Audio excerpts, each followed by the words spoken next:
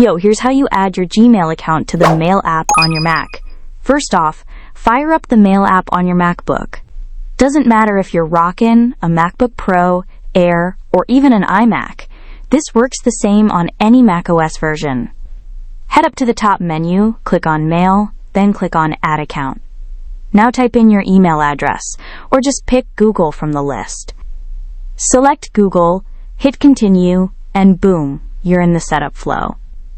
Punch in your Gmail password to verify, then roll through any two-factor authentication steps if you got that turned on. After that, agree to the Mail app's terms and conditions, then hit Continue. Make sure the Mail toggle is flipped on so your Gmail actually syncs with the app. And that's it. In just a few seconds, your Gmail inbox is syncing up and pulling in emails. Now you're good to go. Sending and receiving new emails straight from your Mac Mail app. Oh, and if you want to manage all your email accounts later, just click on Mail from top menu and Accounts. You'll see every account synced with your Mac. Want to disable one? Just flip the toggle off. Want to remove one completely? Hit Delete Account. Easy.